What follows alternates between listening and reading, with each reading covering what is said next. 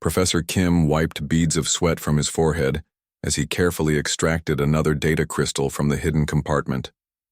The abandoned space station creaked around him, life support systems barely functioning after centuries of neglect. His breath formed small clouds in the cold air. This outpost, drifting at the edge of charted space, had been forgotten by the Galactic Consortium for good reason. It offered little strategic value. But for an archaeologist hunting ancient secrets, worthless places often held priceless knowledge. Find anything useful? The voice of his assistant crackled through his helmet comm. Not sure yet, Kim replied, holding the crystal up to his light.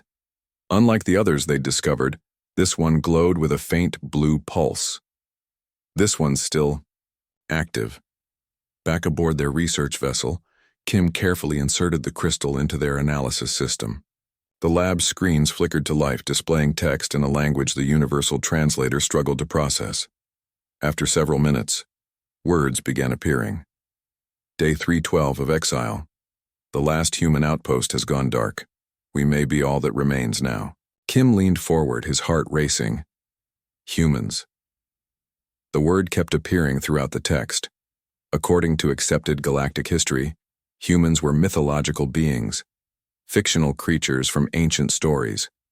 Yet here was a personal log mentioning them as if they were real.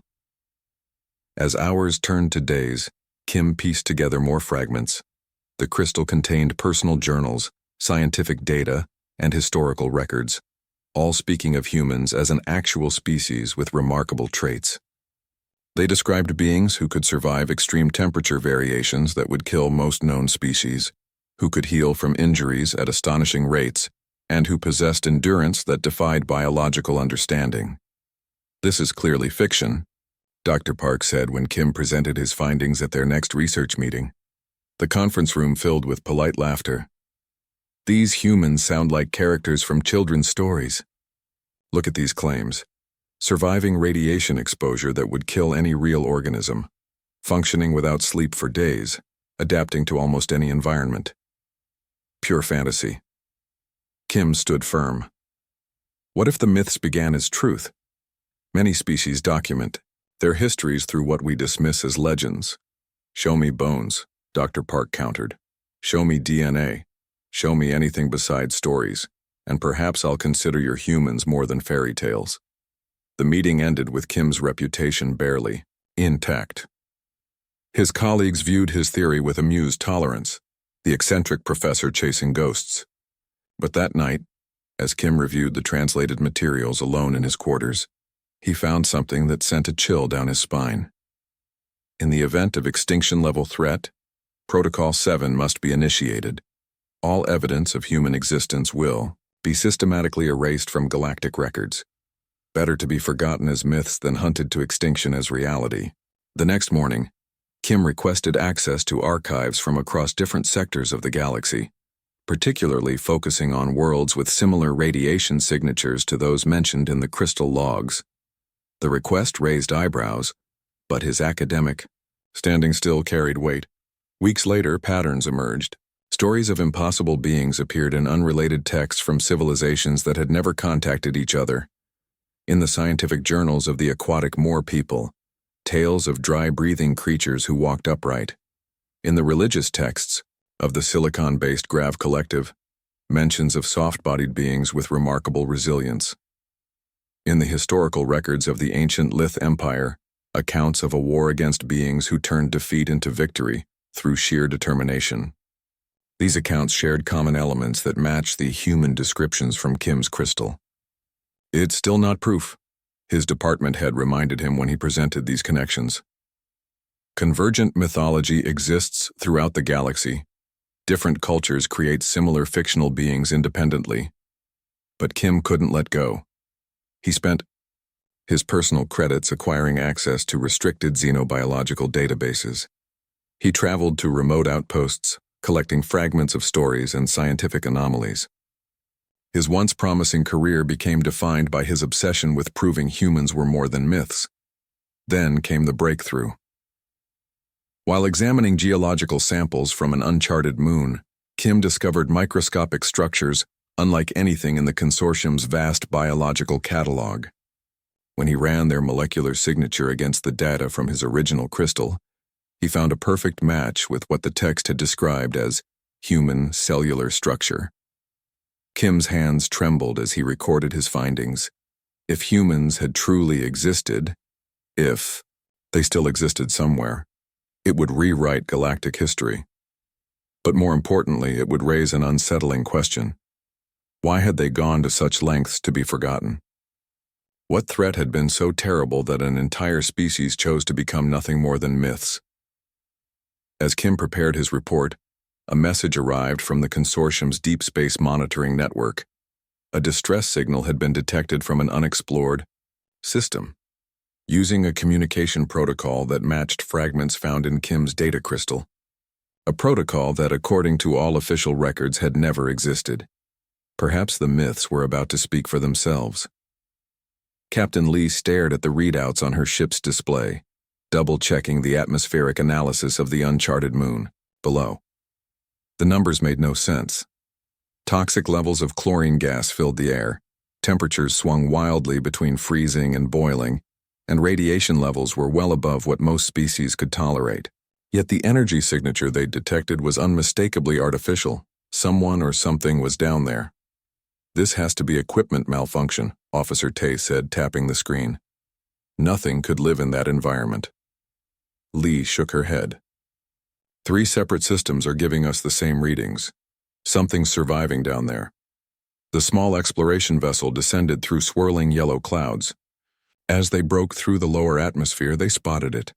A structure cobbled together from what appeared to be pieces of different spacecraft. Metal panels of varying ages and origins had been assembled into a dome-like shelter, with crude antennas extending from its top. "Scavengers?" Tay suggested. "In this environment, even the most desperate salvage crews wouldn't bother." Lee engaged the landing sequence. Whatever built that shelter wanted isolation. The team donned their heavy-duty environmental suits, designed to withstand the most hostile conditions known to the consortium. Even so, their suits' warning systems began flashing almost immediately upon exiting the ship. They'd have 30 minutes at most before the corrosive atmosphere would compromise their protection. They approached the makeshift shelter cautiously. No response came to their communication attempts. When they reached what appeared to be an entrance, a circular hatch sealed with some form of resin, Lee hesitated. "We could be dealing with a new species," she reminded her team. "Or automated. Equipment left by previous explorers." Before they could decide their next move, the hatch swung open from inside. Standing in the doorway was a figure that, at first glance, resembled many of the galaxy's bipedal species. 2 arms, 2 legs, a head with facial features arranged in the common pattern evolution seemed to favor across the stars. But the similarities ended there. The figure wore only minimal protective gear, a simple mask covering nose and mouth, goggles over the eyes, and thin gloves. The rest of their body was covered by what appeared to be crude clothing patched together from various materials. By all logic, the toxic atmosphere should have been burning their exposed skin, yet they stood calmly, assessing the visitors. "You're early," the figure said in accented but understandable galactic standard, voice muffled by the mask. "Wasn't expecting a consortium ship for another cycle at least." Lee exchanged glances with her team, their confusion evident even through their helmet visors. "We detected your energy signature. Are you in distress?" The figure laughed. A strange, barking sound. "Been in distress for 12 years. Figured that was my natural state by now." With a gesture that universal translators interpreted as an invitation, they stepped back. "Better come inside before your fancy suits melt." The interior of the shelter was even more remarkable than its exterior. Sophisticated equipment, much of it seemingly built from salvaged parts, hummed efficiently.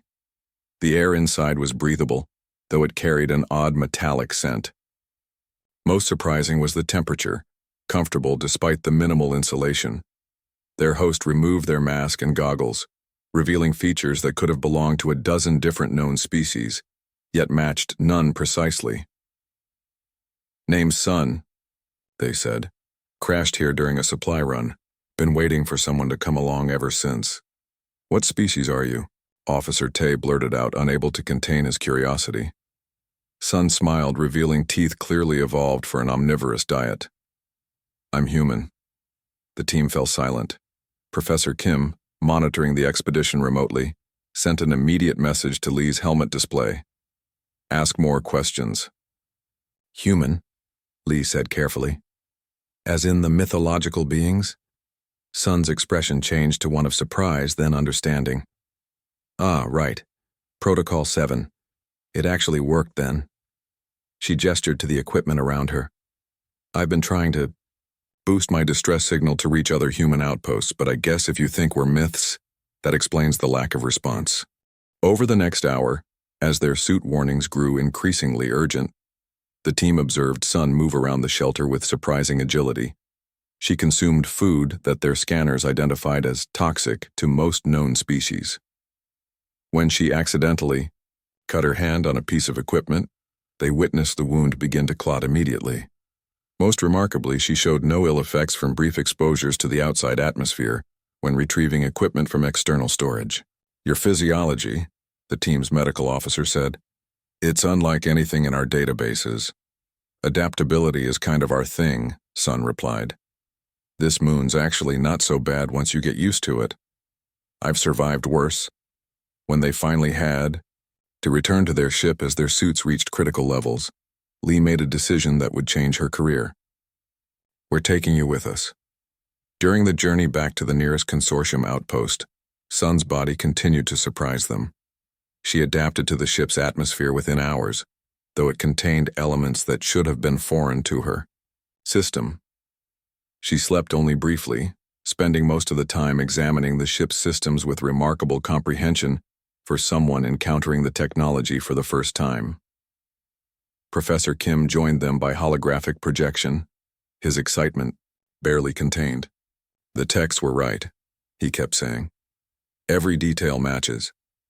But when they reached the outpost, Sun grew increasingly anxious. If I'm the first human you've encountered in living memory, then something's gone very wrong, she explained.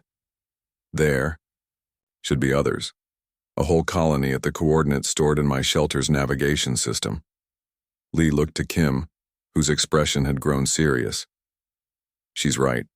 If the humans implemented Protocol 7, erasing themselves from history, it was because they faced extinction. Finding just one survivor suggests the worst. Or, Sun said quietly, it means the others are still hiding, and there might be a very good reason why. The journey to the coordinates from Sun's navigation system was tense and uncomfortable. Professor Kim had pulled strings, calling in favors from decades of academic service to secure a small research vessel. Dr. Park had joined reluctantly, still convinced they were chasing fantasies, though even he couldn't explain away Sun's unusual biology. The small crew was rounded out by 2 junior researchers and Captain Lee, who had insisted on piloting the mission herself after her encounter with Sun. This is madness, Dr. Park muttered as they approached the destination, a planet bathed in radiation storms, orbiting a dying star. The ship's sensors screamed warnings as they neared the atmosphere. Nothing could live here. Sun stood at the viewport, a small smile playing on her lips. That's the point, she said. The best place to hide is somewhere no one would think to look.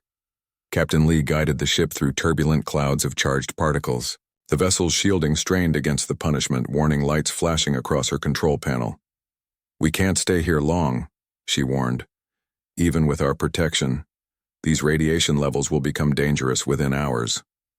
Sun pointed to a mountain range emerging through the swirling storms below. There, the northern face of the tallest peak. As they approached, their sensors detected nothing unusual, just barren rock and deadly radiation. But Sun seemed increasingly animated, even excited. Slow down, she instructed. Look for a vertical crack in the rock face. It might appear natural to your scanners. Professor Kim adjusted their scanning equipment, focusing on the area Sun indicated. There's something Wait. He frowned at the readings. The radiation patterns are unnatural here. They're too uniform. Precisely, Sun nodded. It's a screen. Before anyone could ask what she meant, their communications system crackled to life with a message in no language their translators recognized. Sun responded immediately in the same tongue, her words flowing with practiced ease. Silence followed, stretching uncomfortably until Dr. Park broke it. What did you tell them? That I was bringing friends, Sun replied. And that you're not a threat.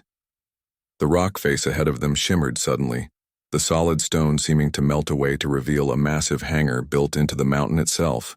The illusion had been perfect, a holographic disguise enhanced by artificially generated radiation patterns to discourage close examination. They're allowing us entry, Sun said, but only because I vouched for you. Don't make me regret it. Captain, Lee guided the ship into the cavernous space with practiced precision. As they entered, the false rock face reappeared behind them, sealing them inside.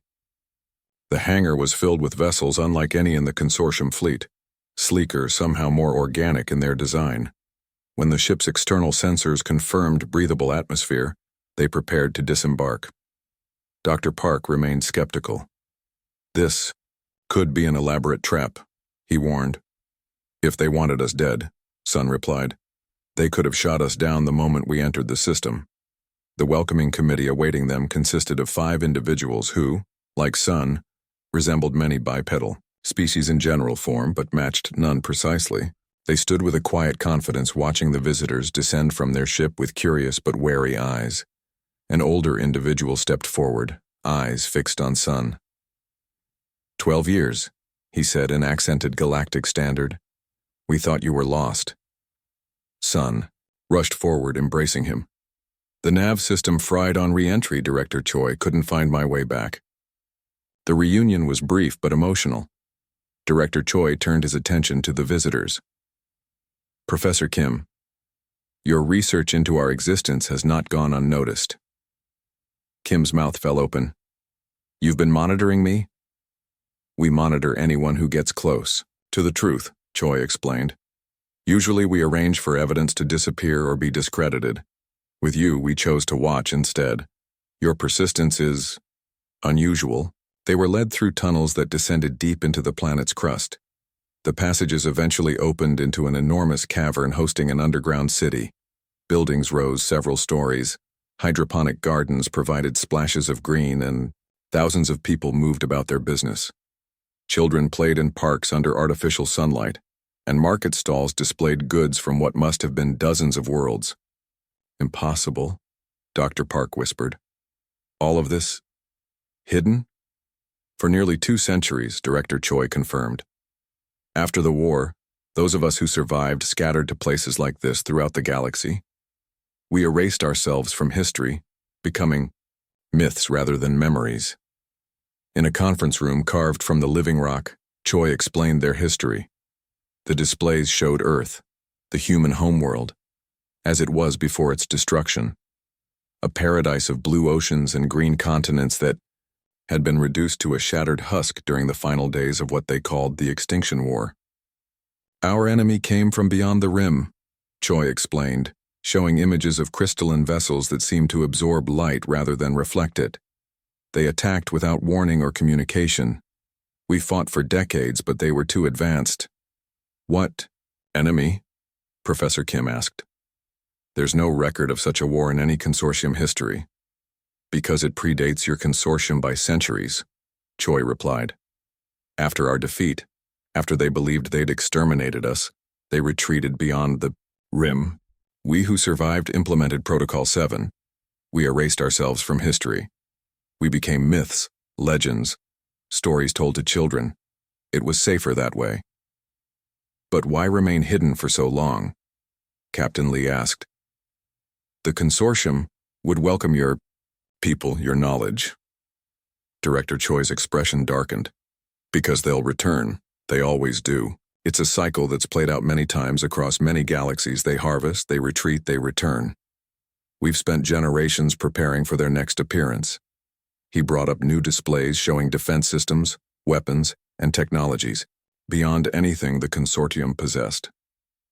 We hide not from fear, but for strategic advantage. When they return, thinking they'll find unprepared worlds, they'll instead face an enemy they believe they eliminated long ago. As they spoke, an alarm suddenly blared throughout the colony. A technician burst into the room, face pale. "Director, we're detecting unusual energy signatures from the outer rim monitoring stations." Choi's face drained of color. "How many?" "At least a dozen ships, sir. The pattern matches the historical records." "It's too soon," Choi whispered. "We're not ready yet." Dr. Park looked between them in confusion. "What's happening?" Professor Kim understood first, his academic mind connecting the pieces. Their enemy, the one they've been hiding from all these centuries. Director Choi nodded grimly. "They've returned, and this time they're heading directly for consortium space." The consortium central chamber had never seen such chaos. Representatives from 200 worlds shouted over each other, their translator, devices creating a cacophony of overlapping voices. On the main display, footage from the outer colonies played on repeat. Crystalline ships descending on defenseless worlds, strange energy weapons reducing cities to ash in seconds. 3 border planets had already fallen silent, all communication abruptly cut off. High Counselor Jin banged her ceremonial staff against the floor, the sound echoing through the chamber. "Order! We must have order!" The room gradually quieted, fear evident on faces of all species. Jin turned to the military, advisors standing at attention beside her platform. "General Yoon, what are our defensive capabilities against these invaders?" The general's expression was grim. "Our analysis shows their technology far exceeds our own. Their hulls absorb our energy weapons, and their shields deflect our kinetic projectiles. Standard military protocols are ineffective." "Ineffective?" A representative from the manufacturing world stood, voice shaking. 3 worlds gone in 6 days and our military response is ineffective? Before General Yoon could respond, the chamber doors slid open. Professor Kim entered, followed by Dr. Park, Captain Lee, and 3 figures the council didn't recognize. The newcomers wore simple clothing that somehow seemed out of place, not matching any current consortium fashion or cultural style. "Hi, Counselor." Kim bowed respectfully. "I apologize for the interruption, but this emergency session needs to hear what we've discovered." Jin's eyes narrowed. "Professor, this is hardly the time for academic presentations." "This isn't academic," Kim insisted. "These people know our enemy. They've fought them before." The chamber erupted again. Jin raised her hand for silence, studying the strangers with new interest. "Approach and identify yourselves."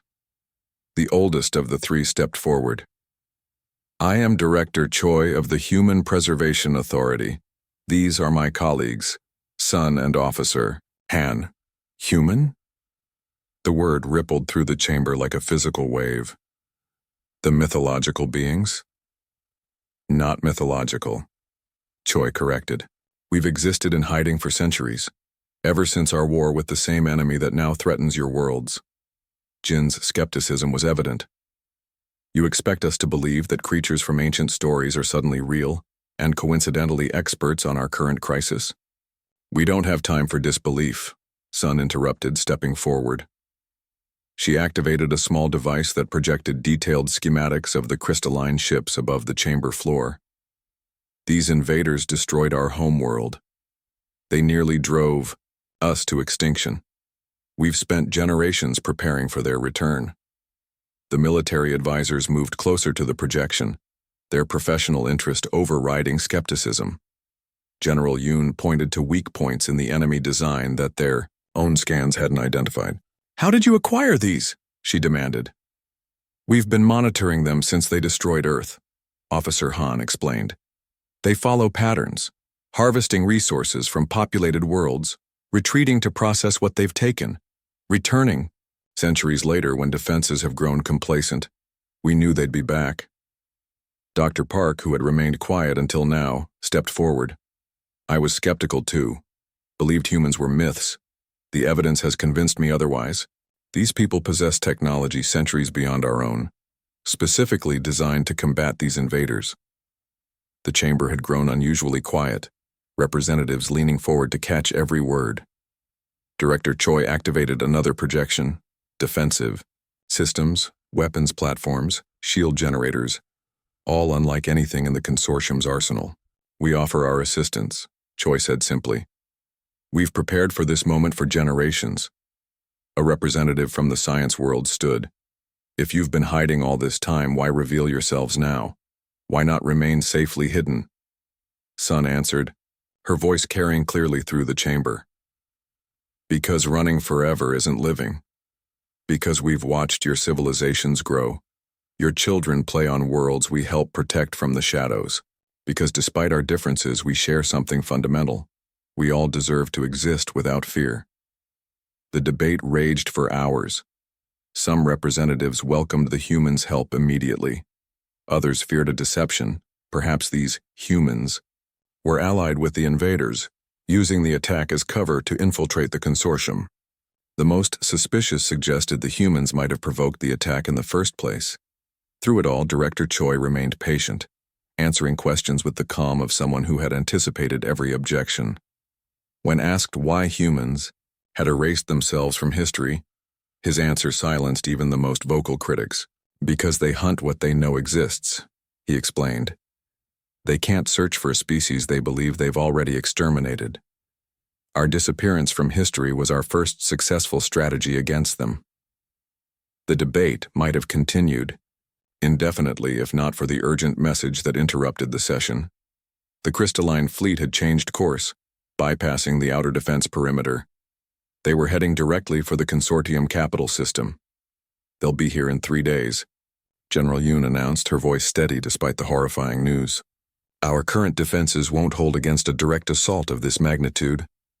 High Counselor Jin looked at the human delegation, indecision clear on her face. If we accept your help, what do you require from us? Access to your manufacturing facilities, Officer Han said immediately. Our ships are ready, but we need to mass-produce specialized defensive systems for your worlds. And cooperation from your military, Sun added. Our tactics won't work if your forces engage according to standard protocols. Jin looked to General Yoon, who nodded reluctantly. We have few alternatives, Counselor. What assurance do we have? Jin asked. That once this threat is dealt with, you won't use this technology against us? Your weapons would make you dominant in the galaxy. Director Choi smiled sadly. We could have conquered your world centuries ago if that was our intention. We don't seek dominance. We've seen firsthand where that path leads. In the end, the vote wasn't unanimous, but it was decisive. The consortium would accept human assistance against the invaders. As representatives filed out to prepare their worlds, Professor Kim approached Director Choi. All these years hiding, building your technology in secret, Kim said quietly. You could have revealed yourselves at any time. No, Choi corrected. We revealed ourselves at exactly the right time. Sometimes the most powerful weapon isn't technology, Professor Kim. Sometimes it's timing. As human ships began emerging from hidden bases throughout the galaxy, the consortium's initial fear gave way to cautious hope. These vessels, sleek and strange, yet undeniably powerful, took position alongside consortium defenses. On the flagship of this unexpected fleet, Officer Han studied tactical displays with General Yoon, explaining battle strategies refined through centuries of preparation. They think they're hunting sheep, Han said. They don't realize the sheep have become wolves in their absence. The crystalline fleet, detecting the unusual energy signatures of human vessels, paused their advance. For the first time, the invaders seemed uncertain. The space above the consortium capital world shimmered with the energy shields of thousands of ships. The combined fleet, consortium vessels alongside the previously hidden human armada, formed a defensive perimeter unlike anything seen in galactic history. On the bridge of the flagship Guardian, Admiral Song stood with perfect stillness, watching the approaching crystalline ships with eyes that had waited lifetimes for this moment. They're slowing their approach, reported the sensor officer. They Seem to be analyzing our defense pattern. Song nodded, unsurprised. They recognize something they can't identify. Good. Uncertainty will make them cautious. Beside her, Consortium General Yoon studied the tactical display with growing concern. They're spreading out, surrounding us on all sides. Classic encirclement strategy. Let them think their tactics are working, Song replied calmly. Preparing.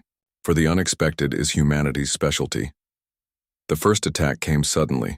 Brilliant beams of energy lancing out from the crystalline vessels toward the Consortium's heaviest ships. The targeted vessel's shields flared bright blue before failing entirely. Panic erupted across communication channels as crews reported catastrophic damage. All ships, hold position, Song ordered, her voice cutting through the chaos. This is what we expected. On her command, smaller human vessels moved forward, positioning themselves near the damaged Consortium ships. They released clouds of what appeared to be metallic dust that spread between the opposing fleets. When the crystalline ships fired, again, their energy weapons passed into the dust cloud and dissipated harmlessly. What is that material? General Yoon asked, watching in amazement. Engineered particles that absorb and redistribute energy, Song explained.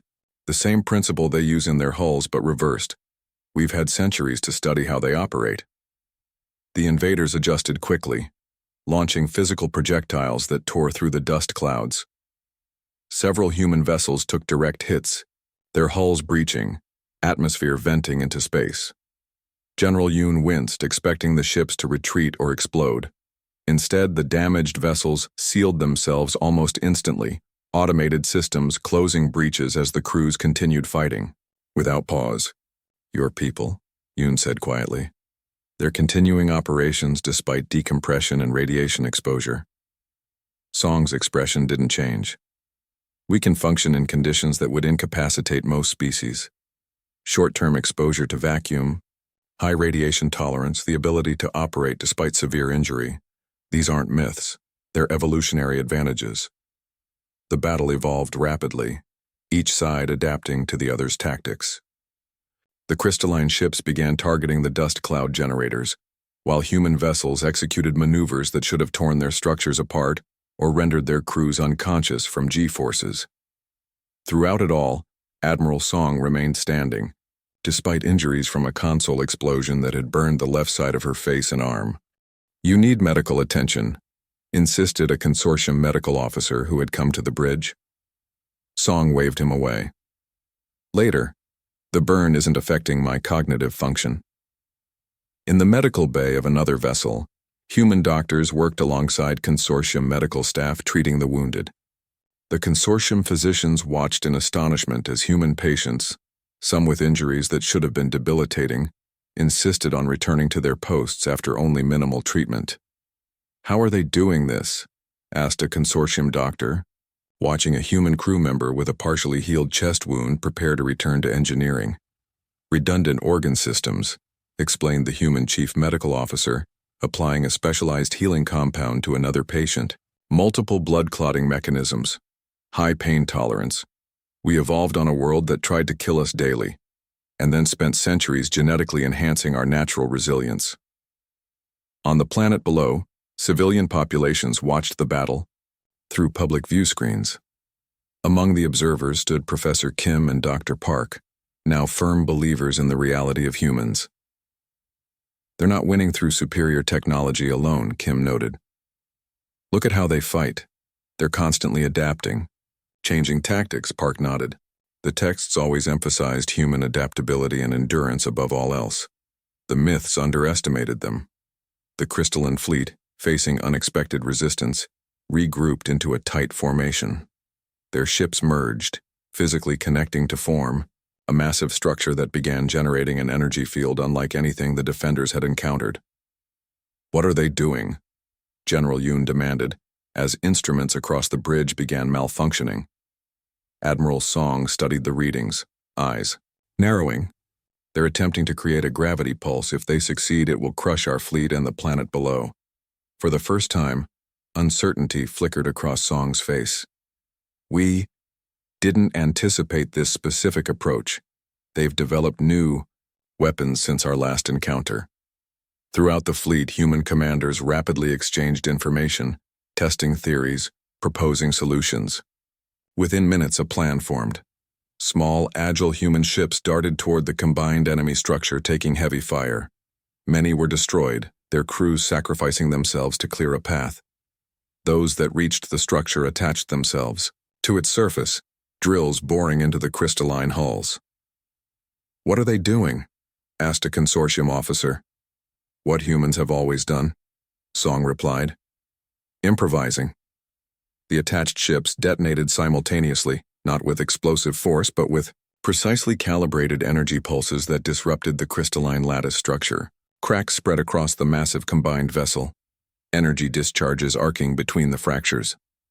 "All ships, full retreat, maximum speed," Song ordered suddenly. Radiation surge imminent.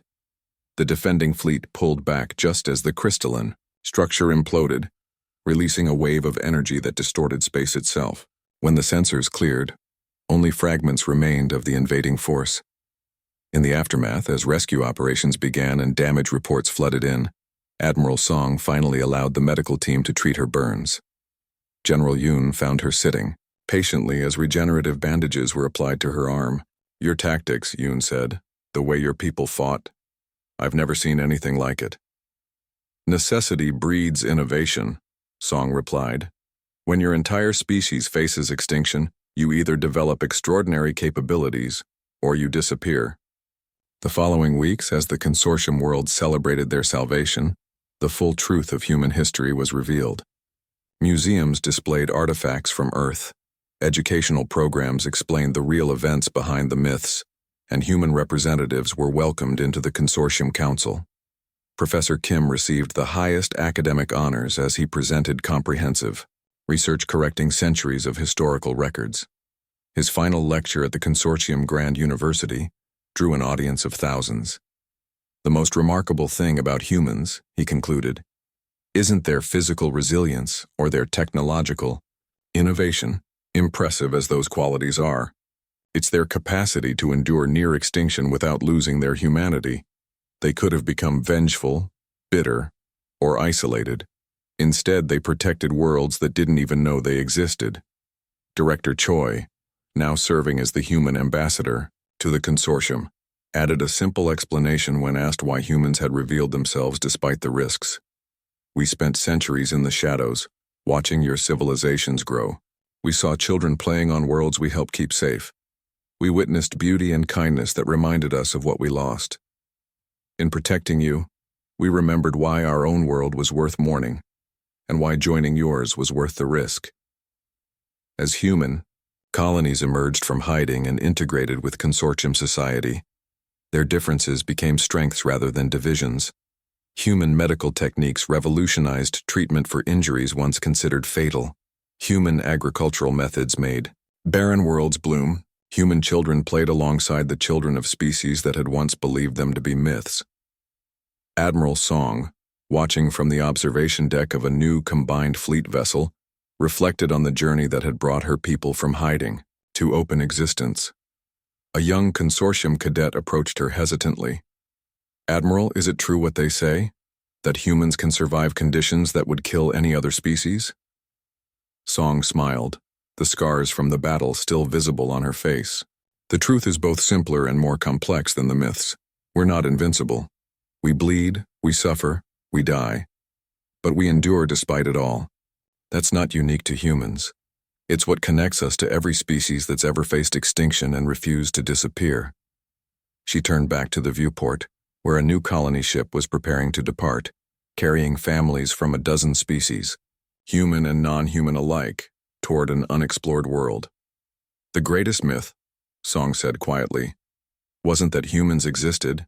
It was that any species faces the darkness of space alone.